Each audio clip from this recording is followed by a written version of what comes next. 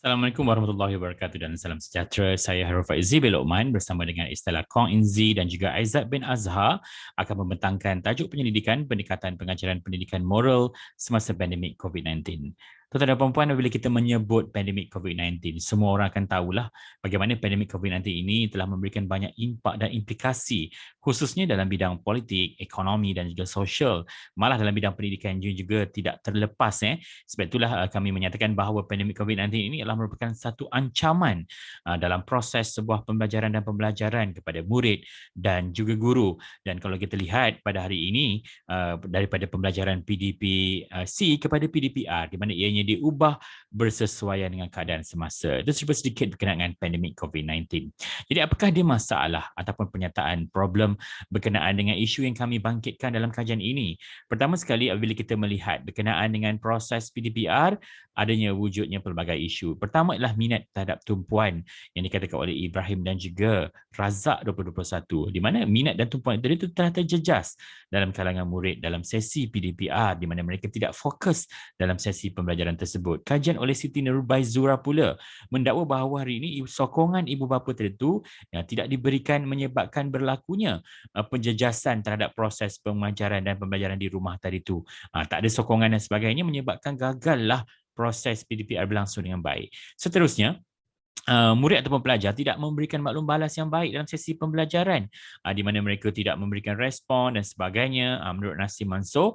Dan juga seterusnya, menurut Tani Malai dan juga Baloh, wujudnya masalah dari segi fokus murid dalam PDPR di mana mereka tidak memberikan tumpuan dalam sesi pengajaran dan pembelajaran.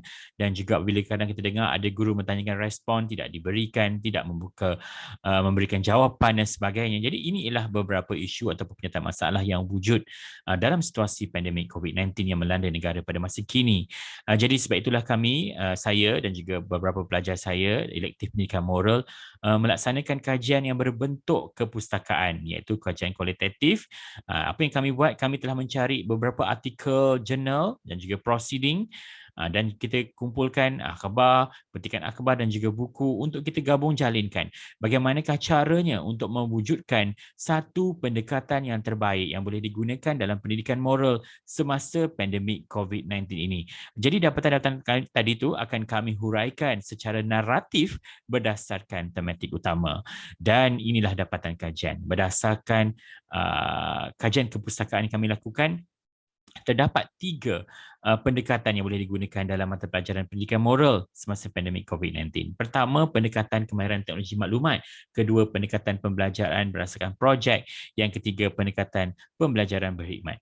Kita lihat satu persatu. Pertama, pendekatan kemahiran teknologi maklumat. Kalau sebut teknologi maklumat ini, tentu orang akan ingat berkenaan dengan penggunaan online learning dan sebagainya. Jadi dalam pendekatan kemahiran teknologi maklumat, apa yang boleh digunakan pakai adalah pembelajaran secara segera ataupun online live di mana dengan boleh menggunakan Zoom, Meet dan sebagainya. Apabila penggunaan pembelajaran secara tergerak ini tadi, dia akan dapat memastikan murid-murid memberikan satu komunikasi langsung antara pendidik dan juga pelajar. Jadi penjelasan amalan nilai itu dapat dipraktikkan kepada murid melalui emosi moral. Dan seterusnya, melalui sistem pengurusan pembelajaran ataupun LMS seperti Schoology, Edmodo, apa lagi, Google Classroom dan sebagainya, Microsoft Teams. Dengan ada LMS ini, dia seolah-olah seperti kelas maya. Apabila kelas tadi diadakan secara kelas maya, maka dalam tu boleh berbual, berbincang, memberikan komentar dan sebagainya. Ini secara langsung akan membentuk satu konsep kepedulian dalam pendidikan moral di mana penjelasan nilai dapat disampaikan, tindakan sosial dan perkembangan moral juga dapat diberikan peneguhan apabila guru dapat berinteraksi dan boleh memberikan motivasi kepada murid dalam sesi pengajaran dan pembelajaran dalam kelas. Okey, jadi sistem pengurusan pelajaran ini juga perlu digunakan. And then last but not least is using the social media network ataupun rangkaian media sosial. Semua orang tahu social media ni semua ada. Facebook, ada YouTube, ramai cikgu sekarang jadi cikgu YouTuber kan. Okey, apa yang boleh digunakan dalam pendidikan moral berdasarkan penelitian kajian kepustakaan kami dengan menggunakan social media network, dia dapat membina satu rangkaian sosial yang membentuk hubungan perasaan moral dan juga dimensi kemoralan. Apabila melalui media sosial kita dapat berinteraksi dengan murid-murid kita dalam sebuah proses PDPR. Jadi boleh gunakan sistem segera LMS dan juga SMN. Itu pendekatan pertama. Pendekatan kedua adalah melalui pembelajaran berasaskan projek ataupun PBL. Dalam pembelajaran berasaskan projek ini, kita dapat lihat bahawa elemen-elemen berkenaan dengan pembelajaran berasaskan projek tadi dapat mengembangkan ilmu pengetahuan dan juga kemahiran secara teliti di mana budak-budak ataupun murid melaksanakan satu projek yang diberikan oleh guru-guru semasa PDPR ini. Ia boleh digunakan melalui kajian kes dan juga khidmat masyarakat. Apa yang lebih penting, aktiviti ini berpusatkan pelajar dan pelajar bertindak untuk melaksanakan aktiviti tersebut, guru sebagai fasilitator sahaja. Dan kalau kita lihat dalam khidmat masyarakat contohnya, murid-murid akan diberikan satu tajuk ataupun satu perkara, sama ada tugasan itu boleh dibuat secara individu ataupun kumpulan. Dan mereka akan dinilai daripada awal sampai akhir dan mereka akan memikirkan satu kreativiti untuk melaksanakan satu projek. Projek yang dibuat tadi itu misalnya kalau kita berikan kepada murid iaitu projek untuk cintai alam sekitar. Mungkin dia boleh akan membuat kita semula di rumah, projek penanaman pokok di rumah yang ada kaitan dengan cintakan alam sekitar dan sebagainya. Ataupun khidmat masyarakat yang boleh dibuat adalah seperti mereka membuat program kempen untuk kutipan dana kepada rakan-rakan yang tidak berkemampuan dan sebagainya. Jadi sebenarnya benda tadi itu dapat dipelbagaikan cara pengajarannya. Dan apa yang lebih penting, apabila kita menggunakan pembelajaran berasaskan projek, dia dapat mengembangkan 4 nilai yang menjadi asas dalam pembentukan PBL, iaitu nilai kerajinan, kerjasama, berdikari dan juga nilai bertanggungjawab. Dan yang terakhir adalah pendekatan pembelajaran berkhidmat. Bila sebut pembelajaran berkhidmat ini, kena ingat 3 kata kunci. Pertama, akademik tetap ada, kemahiran interpersonal digabungkan, maksud interpersonal hubungan kita dengan orang lain, dan yang terakhir sekali memberikan hikmat dan bakti. Jadi apabila kita buat pembelajaran berkhidmat tadi tu, murid-murid dia akan rasa seronok dan dia rasa pelbagai dalam sisi PDPR kita yang kita ajar tadi tu. Ada 2 model yang boleh digunakan, model hybrid dan juga model secara langsung. Dalam model hybrid ini, dia pelibatan pantas budak-budak. Even gunakan social media seperti Facebook dan sebagainya, ada program kempen menderma, program pertandingan kuis, pertandingan sajak, bercerita, sekarang banyak kan pertandingan secara online. So, dia sebagai satu komuniti masyarakat, dia melibatkan diri dalam program perkhidmat tersebut, juga dikatakan pembelajaran berkhidmat. Itu maksudnya hybrid.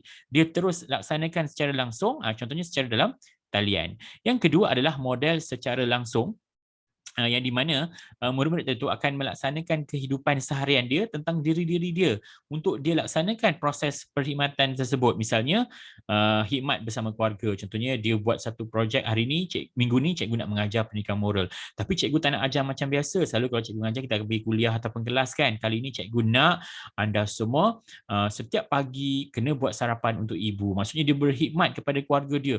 Setiap pagi dia masak, contohnya lah kan. Jadi dalam sesi pembelajaran tersebut, murid-murid akan tunjukkan evidence. Apa dia evidence dia? Melalui rakaman video, aktiviti masak, gambar dan sebagainya. Apa yang kita lihat berdasarkan kepada model hybrid dan juga model secara langsung, berdasarkan pembelajaran berkhidmat ini tadi, dia dapat mengembangkan pemikiran, perasaan dan juga tindakan moral. Apa maksud pemikiran? Pemikiran tu maksudnya budak-budak akan berfikir dalam aktiviti khidmat apa yang dia nak akan buat. So dia akan berfikir untuk cara mengeluarkan pemikiran dia. Itu ada kaitan dengan akademik, di mana dia akan gunakan critical thinking and kritis untuk di-apply dalam projek berkhidmat tadi. Kemudian dia akan buat perasaan moral. Apa maksud perasaan moral? Perasaan moral ialah satu kemahiran interpersonal, hubungan dia dengan orang lain. Contohnya dia buat satu program berkhidmat, memberikan sumbangan dana dan sebagainya, memberikan satu aktiviti sumbangan, membantu orang, membantu ahli keluarga. Ada nilai kasih sayang. Itu maksudnya perasaan. Inilah sebab nulis bila dah ada pemikiran, dah ada perasaan, maka yang seterusnya adalah tindakan moral. Maksud tindakan moral tadi tu dia apply benda-benda yang dibuat tadi tu melalui benda-benda khidmat bakti yang disumbangkan. So sebenarnya pendekatan ini sangat bagus, boleh digunakan semasa PDPR, masa kita mengajar murid-murid di dalam kelas. Jadi tuan-tuan dan puan-puan, apabila kami dah buat satu kajian secara kepustakaan ini, kami telah membina dan merangka model pendekatan pengajaran pendidikan moral secara pandemik ini. Seperti kita lihat di sini, 3 kemahiran tadi itu digabung jalinkan akan merentas kepada nilai-nilai yang ada dalam pendidikan moral, sekaligus dapat mengembangkan dimensi moral yang boleh dipraktikkan oleh murid-murid ataupun pelajar di dalam sistem pendidikan. Jadi dengan perancangan 3 pendekatan yang kami kemukakan ini tadi, boleh diguna pakai dan digabung jalinkan dalam sebuah sesi PDPR yang baik. Itu saja, sekian. Assalamualaikum warahmatullahi wabarakatuh dan salam sejahtera. Selamat ber-PDPR dengan menggunakan pendekatan ini.